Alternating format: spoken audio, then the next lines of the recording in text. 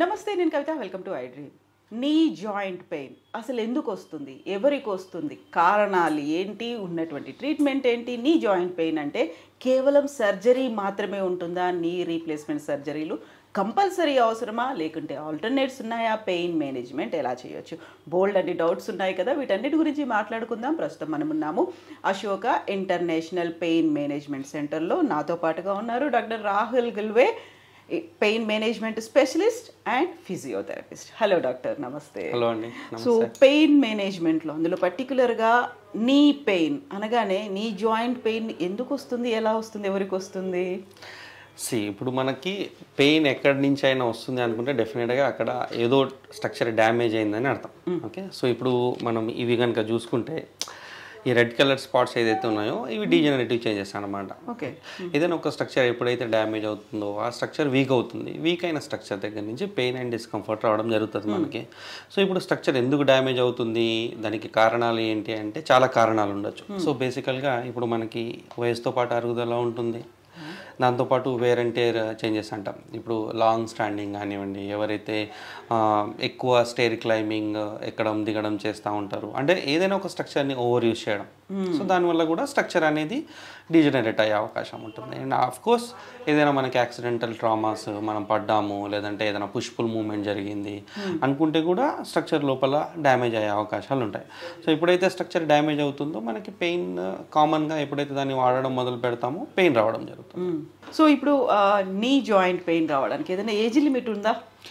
So ఇప్పుడు మనకి స్పెసిఫిక్గా 40s 50sలో ఉన్నప్పుడు వాళ్ళకి సాధారణంగా వయసుతో పాటు వచ్చే చేంజెస్ ఉంటాయి కాబట్టి వాళ్ళలో సాధారణంగా ఎక్కువగా చూస్తూ ఉంటాం మనం నీ జాయింట్ పెయిన్. సో అలా కాకుండా కొంతమందికి ఇప్పుడు ఏదైనా స్ప్రెయిన్ ఇంజురీస్ కానివ్వండి, లేదంటే యాక్సిడెంటల్ ట్రామాస్ కానివ్వండి, లేదంటే స్పోర్ట్స్ ప్లేయర్స్లో ట్విస్టింగ్ ఇంజురీస్ జరుగుతూ ఉంటాయి సాధారణంగా. ఓకే, ఏదైనా ఫుట్బాల్ ఆడేటప్పుడు పడ్డారు, కాళ్ళు ట్విస్ట్ అయింది అనుకుంటే కూడా ఇది ఈ వేర్ అండ్ టేర్ చేంజెస్లో ఇప్పుడు ఏదైతే లిగమెంట్స్ ఉంటాయో, ఇప్పుడు ACL PCL అని మనం చూసుకుంటూ ఉంటాం. సో ఆ లిగమెంట్ ఎప్పుడైతే డ్యామేజ్ అవుతుందో ఏదైనా ట్విస్టింగ్ ఇంజురీస్ వల్ల, దానివల్ల కూడా జాయింట్ ఇన్స్టెబిలిటీ ఉంటుంది అన్నమాట. సో దానివల్ల కూడా ఫ్రిక్షన్ మూమెంట్ ఉండడం, ఇన్స్టెబిలిటీ ఉండడం వల్ల దానివల్ల కూడా వెయిట్ వన్ సైడ్ రబ్ జరగడం ఎక్కువ పడి దానివల్ల కూడా ఇంజురీస్ అయ్యే అవకాశాలు ఉంటాయి. అంటే ఏజ్తో పాటు కాకుండా వేరే యాక్సిడెంటల్ ట్రామా కానీ, స్పోర్ట్స్ ఇంజురీస్ కానివ్వండి, యాక్సిడెంటల్ ఇంజురీస్ కానివ్వండి, ఇవి కూడా వన్ ఆఫ్ ద రీజన్ కింద మనం కన్సిడర్ చేయొచ్చు. సో నీ జాయింట్ పెయిన్ అనేది అరుగుదల వల్ల కూడా వస్తుందా? అదే ఏజ్ దాంట్లో ఎలా ఉంటుంది? ఎస్. సో ఇప్పుడు మనకి ఈ జాయింట్లో మనకి ఏదైతే ఈ లేయర్ కనిపిస్తుందో దాన్ని మినిస్కస్ లేయర్ అంటాం. ఓకే, ఇప్పుడు దీంట్లో మనకి ఏదైతే ఉందో వైట్ కలర్ స్పేస్ కనిపిస్తుంది, దీన్ని మినిస్కస్ లేయర్ అంటాం. ఈ మినిస్కస్ లేయర్స్ రెండు బోన్స్ మధ్యలో కుషనింగ్ టైప్ ఆఫ్ యాక్టివిటీని మనకి క్రియేట్ చేస్తుంది.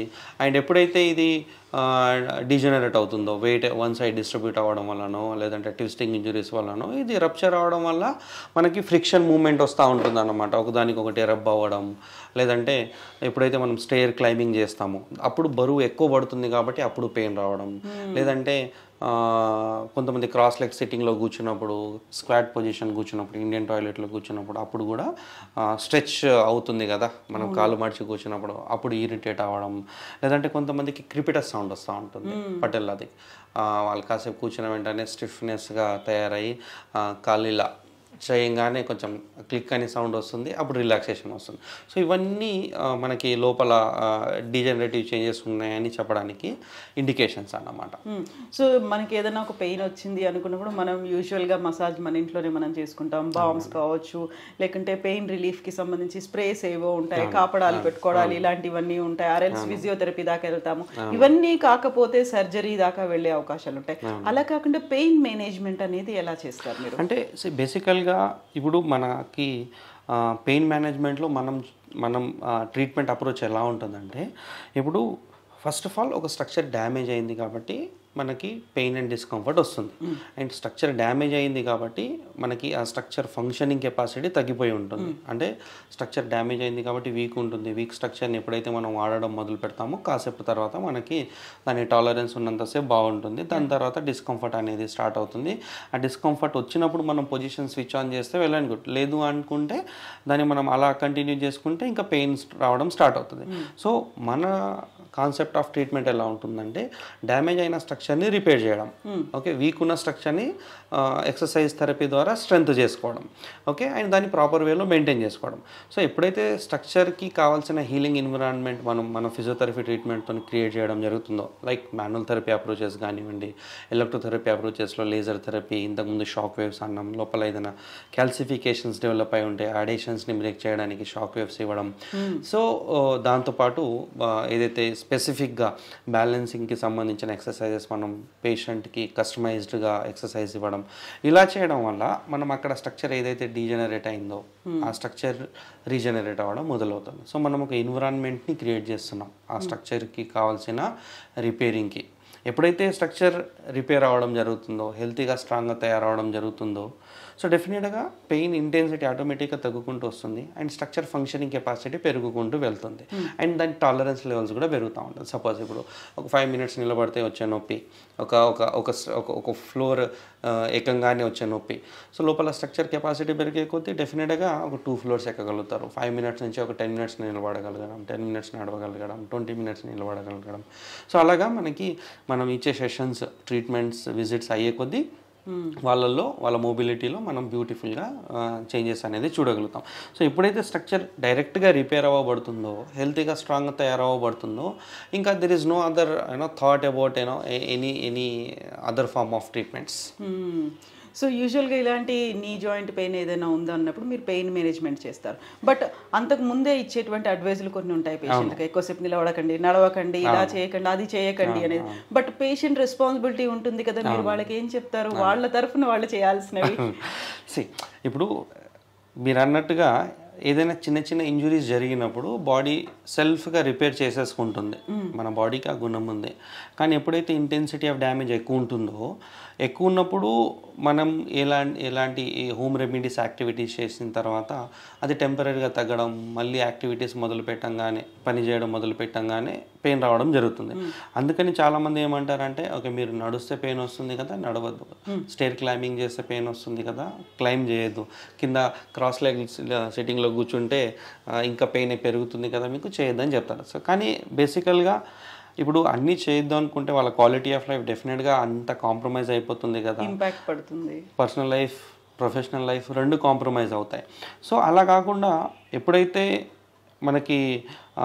మనం డైరెక్ట్గా రూట్ కాజ్ మీద వర్కౌట్ చేయగలుగుతామో, డైరెక్ట్గా ఏదైతే స్ట్రక్చర్ డ్యామేజ్ అయిందో దాన్ని రిపేర్ చేయగలుగుతామో, సో డెఫినెట్గా వాళ్ళ యాక్టివిటీస్ని వాళ్ళు క్యారీ ఫార్వర్డ్ చేసుకోవచ్చు. మనమైతే ఇది చేయొద్దని చెప్పాం, కానీ ఎంతసేపు అయితే వాళ్ళు చేయగలుగుతారో అంతసేపు చేయండి అని చెప్పాం. పెయిన్ ఫ్రీ టాలరెన్స్ లెవెల్ వరకు వాళ్ళు 5 minutes నిలబడగలిగితే 5 minutes నిలబడండి, 10 minutes నిలబడగలిగితే 10 minutes నిలబడండి. దాని తర్వాత పెయిన్ స్టార్ట్ అవుతుందంటే అప్పుడు స్విచ్ ఆన్ అయిపోండి అని చెప్తాం అన్నమాట. సో ఇప్పుడు మనకి పెయిన్ మేనేజ్మెంట్ సెంటర్లు అనేవి చాలా వచ్చాయి. వాటికి అశోక ఇంటర్నేషనల్ పెయిన్ మేనేజ్మెంట్ సెంటర్కి ఉన్నటువంటి డిఫరెన్స్, ఇక్కడ ఉన్నటువంటి ఎక్విప్మెంట్, మెథడ్స్ ఏమున్నాయి? సేమ్ ఇప్పుడు మనం ఈ ఫీల్డ్లో ఆల్మోస్ట్ ఒక 14 to 15 years of experience physiotherapy and manual థెరపీలో మనకు ఉంది. సో మనం ఏదైతే వరల్డ్లో the best and evidence based treatment protocols ఉన్నాయో ఈ ఫిజియోథెరపీలో, మాన్యువల్ థెరపీలో మనం హై ఎండ్ ఎక్విప్మెంట్స్తోని చాలా డిఫరెంట్ థెరపిటికల్ అప్రోచెస్, డిఫరెంట్ కాన్సెప్ట్స్తో మనం ట్రీట్ చేయగలుగుతున్నాం. సో దానివల్ల మనకి చాలా స్పెసిఫిసిటీ ఉంటుంది మనం ట్రీట్మెంట్ చేసే దాంట్లో, మనం అసెస్మెంట్ చేసే దాంట్లో. సో పేషెంట్స్ ఎప్పుడైతే మన దగ్గరికి రావడం జరుగుతుందో వాళ్ళ ఇంటెన్సిటీ ఆఫ్ డ్యామేజ్ని అండ్ ఇంటెన్సిటీ ఆఫ్ పెయిన్ని బట్టి, ఏజ్ని బట్టి మనం వాళ్ళకి కొన్ని సెషన్స్ ప్రిస్క్రైబ్ చేయడం జరుగుతుంది. ఇన్ని సెషన్స్లో మీ ప్రాబ్లం తగ్గొచ్చు, మీ పెయిన్ ఇంటెన్సిటీ తగ్గుతుంది అని. సో దాదాపు మనం ఇచ్చిన ఆ ప్యాకేజ్లో వాళ్ళకి 99% పెయిన్, 99% పేషెంట్స్లో 80 to 90% పెయిన్ తగ్గే అవకాశం ఉంటుంది.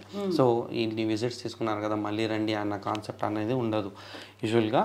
సో మనం ఏదైతే ఆ స్పెసిఫిసిటీ ఇస్తున్నామో, ఓకే వాళ్ళకి ఏదైతే అవుట్కమ్ ఇన్ని రోజుల్లో వస్తుంది అని అనుకుంటామో, మెజారిటీ ఆఫ్ ద పేషెంట్స్కి ఆ అవుట్కమ్ మా దగ్గర మేము చూపించగలుగుతాం. That is the beauty of our centre అన్నమాట.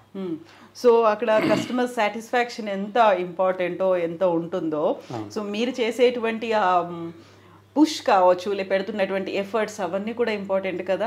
సో మీతో పాటుగా ఇక్కడ ఎంతమంది ఉన్నారు ఫిజియోథెరపీ కావచ్చు, పెయిన్ మేనేజ్మెంట్ స్పెషలిస్టులు? టీమ్ అంటున్నారు. ఆల్మోస్ట్ మా దగ్గర ఓవరాల్గా అన్ని బ్రాంచెస్లో కలిపితే ఒక 20 members ఫిజియోస్ ఉంటారండి. సో ఈచ్ బ్రాంచ్లో డిఫరెంట్ నెంబర్స్ ఉంటుంది అక్కడ ఉండే ఫ్లోని బట్టి. సో ఎవరు మన దగ్గరికి వచ్చినా లాంగ్ టర్మ్లోనే వర్కౌట్ చేస్తారు. అండ్ చాలా ఎక్స్పర్టైజ్ ఫిజియో టీమ్ ఉంటుంది మన దగ్గర. సో వాళ్ళని ప్రాపర్గా మనం యాజ్ ఎ క్వాలిఫైడ్ ఫిజియోథెరపిస్ట్గా మన దగ్గరికి వచ్చిన తర్వాత మన ట్రీట్మెంట్ ప్రోటోకాల్స్ మనం వాళ్ళకి ప్రాపర్గా ట్రైన్ చేయడం జరుగుతుంది. దానివల్ల మనం ట్రీట్మెంట్ చేసే విధానంలో చాలా ఎక్స్క్లూజివ్గా చేంజెస్ చూడొచ్చు మనం బయట దానికి మన దానికి. ఓకే, ఇప్పుడు నీ జాయింట్ పెయిన్తో బాధపడుతున్న వాళ్ళకి మీరు ఇచ్చే సజెషన్ ఏంటి, అడ్వైస్ ఏంటి? అండి ఇప్పుడు వాళ్ళకి పెయిన్ వస్తుంది, పెయిన్ ఎప్పుడైనా స్ట్రెయిన్ అయినారు, పెయిన్ వచ్చింది వెళ్ళిపోయింది అంటే వెల్ అండ్ గుడ్. కానీ ఆ పెయిన్ పర్టికులర్ ఏరియాలో ఆన్ అండ్ ఆఫ్ వస్తుంది. ఏదైనా యాక్టివిటీ చేసిన తర్వాత వస్తుంది, మళ్ళీ రెస్ట్ తీసుకుంటేనో మీరు చెప్పినట్టుగా ఏదైనా హోమ్ రెమెడీస్ తీసుకున్నప్పుడు పెయిన్ తగ్గుతుంది, మళ్ళీ వస్తుంది అనుకుంటే మాత్రం తప్పకుండా ఎర్లీ ఫేజెస్లోనే వాళ్ళకి ఫిజియోథెరపీ ట్రీట్మెంట్ ఎంతో మేలు చేస్తుంది. ఎందుకంటే ఎప్పుడైతే మనకి పెయిన్ స్టార్టింగ్ ఫేజ్లో వాళ్ళు రావడం జరుగుతుందో అప్పుడు ఇంటెన్సిటీ ఆఫ్ డ్యామేజ్ కూడా తక్కువ ఉండే అవకాశం ఉంటుంది. సో ఎప్పుడైతే ఇంటెన్సిటీ ఆఫ్ డ్యామేజ్ తక్కువ ఉంటుందో మనకి ఇక్కడ ట్రీట్మెంట్ సెషన్స్ కూడా చాలా తగ్గే అవకాశాలు ఉంటాయి. సో వాళ్ళు అలాగే దాన్ని ఆ స్ట్రక్చర్ని డ్రాగ్ చేసుకుంటూ యూజ్ చేసుకుంటూ నెలల తరబడి సంవత్సరాల తరబడి నొప్పిని భరించుకుంటూ పర్లేదులే తగ్గిపోతుందని ఫీల్ అవుతూ అలా చేయడం వల్ల ఆ స్ట్రక్చర్ ఇంకా ఓవర్ రప్చర్ చేస్తున్నట్టు మనం. సో ఎంత స్ట్రక్చర్ రప్చర్ అవ్వుకుంటూ వెళ్తే, ఎంత ఇంటెన్సిటీ ఆఫ్ డ్యామేజ్ పెరుగుకుంటూ వెళ్తే అంతే రికవరీకి టైం ఎక్కువ పడుతుంది.